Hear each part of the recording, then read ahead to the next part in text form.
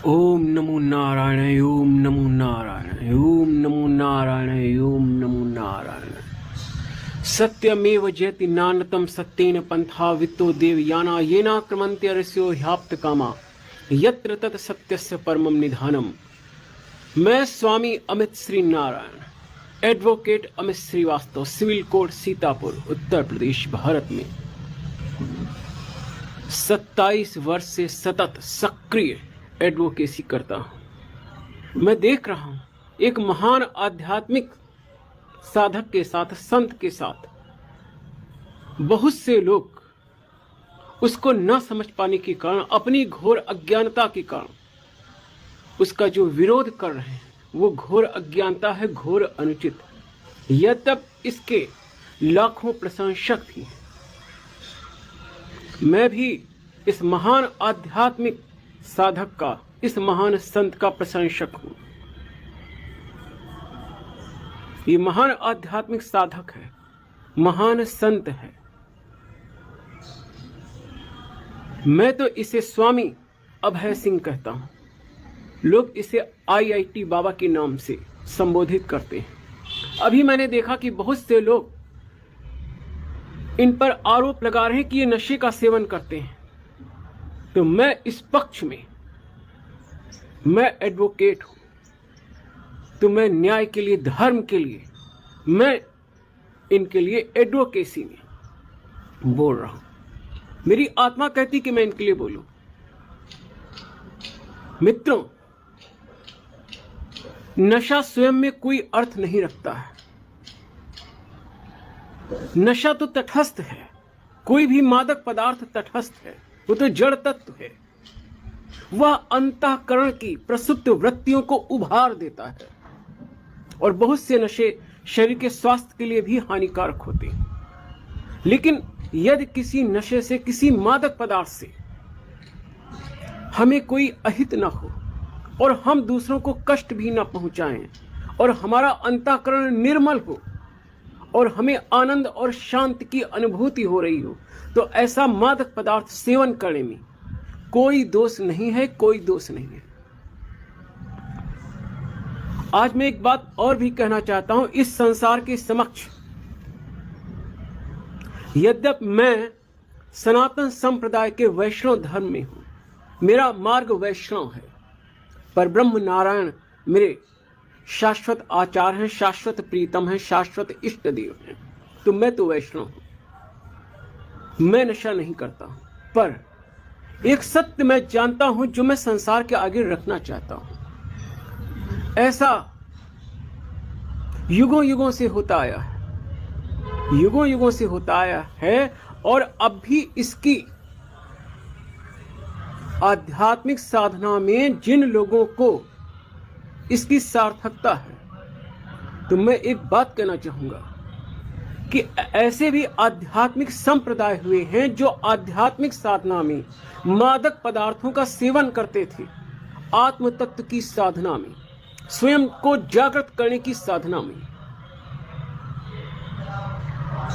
तो अगर कोई आध्यात्मिक साधक अपनी आध्यात्मिक साधना हेतु किसी मादक पदार्थ का सेवन करता है, तो तब भी वह महान साधुवाद का पात्र है, क्योंकि उसका उद्देश्य आध्यात्मिक साधना है। आत्म तत्व की अनुभूति उसका उद्देश्य है। हम कहते हैं, कोई कहे कि वो स्वांता सुखाय भी मादक पदार्थ का कोई संत सेवन कर रहा, तो इसमें दोष क्या है? अगर कोई संत सेवन कर रहा और उसको आनंद आता है और वो किसी को कष्ट नहीं पहुंचा रहा है, तो वो निर्दोष है। उसको स्वांता सुखाय के लिए भी मादक पदार्थ सेवन करने का अधिकार है, वो चाहे संत हो, चाहे महात्मा हो, चाहे तपस्वी हो। भगवान शिव को आप भांग क्यों चढ़ाते, धतूरा क्यों चढ़ाते? ये सब आध्यात्मिक रहस्य भी हैं। हम भक्ति भाव में चढ़ाते हैं, अर्पित करते हैं, भक्ति भाव है, लेकिन इसके आध्यात्मिक रहस्य भी हैं।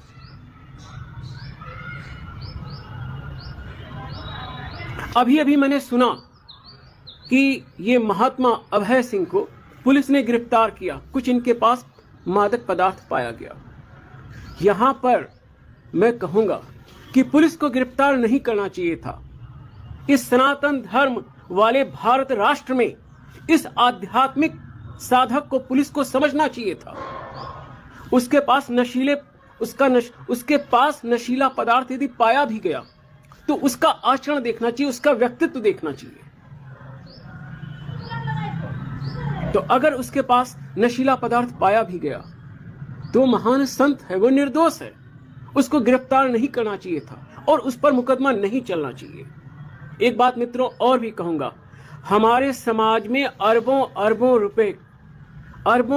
रुपए का जो शराब का व्यवसाय होता है, इस व्यवसाय पर आपत्ति क्यों नहीं की जाती? क्योंकि उस शराब से लाखों लोग जिनके अंदर आसुरी भावनाएं हैं, वो आसुरी भावनाएं प्रबल होती हैं। तो फिर शराब का व्यवसाय क्यों किया जाता है? अरबों का शराब का, अरबों की मदिरा का व्यवसाय क्यों किया जाता है? और अरबों की जो मदिरा का व्यवसाय किया जाता है, समाज उसे सही मानता है? क्यों मानता है? मैंने तो यह भी देखा कि कोरोना काल में भी मदिरा के व्यवसाय पर रोक नहीं लगाया गया।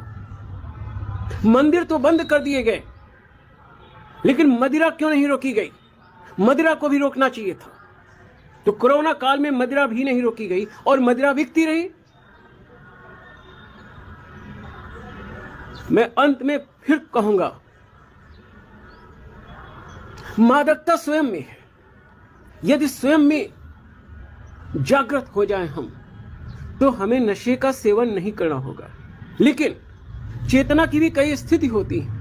एक साधक की स्थिति होती है, जब वो साधना कर रहा है तो साधना काल में यदि वो मादक पदार्थ का सेवन कर अपनी साधना पद्धति पर अग्रसर हो रहा है तो वह निर्दोष है। मैं कहता हूं कोई स्वांता सुखा भी मादक पदार्थ का सेवन कर रहा है तो भी वह निर्दोष है। महत्वपूर्ण तो यह बात है हम किसी को कष्ट ना पहुंचाएं। मैंने तो बहुत से सेशन केस किए हैं। मैंने यह भी केस किया है, हमारे एक मुवक्किल के पास थाना मछरेटा था, सीतापुर का थाना मछरेटा, और उसके पास बोरी भर के जो है गांजा पाया गया था। मैंने उसमें एडवोकेसी की और मैंने उसको निर्दोष सिद्ध करवा दिया। सच्चाई तो यह थी कि वो निर्दोष वास्तव में था, उसके पास गांजे की बोरी नहीं पाई गई थी।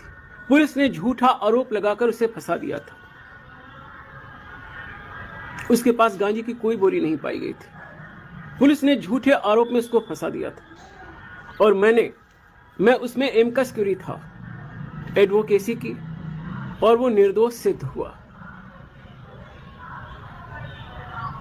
तो मैं मित्रों ये कहूंगा, व्यक्ति के आचरण को देखना चाहिए, व्यवहार को देखना चाहिए, व्यक्तित्व को देखना चाहिए, उसके उद्देश्यों को देखना चाहिए। अंत में मैं ये कहूंगा कि संसार के लोग महात्मा अभय सिंह को, स्वामी अभय सिंह को, IIT बाबा जी को श्रद्धा से समझें। ये महान आध्यात्मिक साधक हैं, महान संत हैं। मैं एडवोकेट हूं और मेरा कुछ कहने का मन हुआ। मैं आध्यात्मिक वक्ता भी हूं। मैं ऋषि स्वभाव से स्वयं का जीवन जीता हूं। मैं ऋषि स्वभाव से स्वयं का जीवन जीता हूं। मैं एडवोकेट भी हूं, आध्यात्मिक वक्ता भी हूं। तो मित्रों, इस संसार में जो सच्चे संत महात्मा हैं, आध्यात्मिक साधक हैं, उन्हें संसार को समझना चाहिए। ओम नमो नारायण।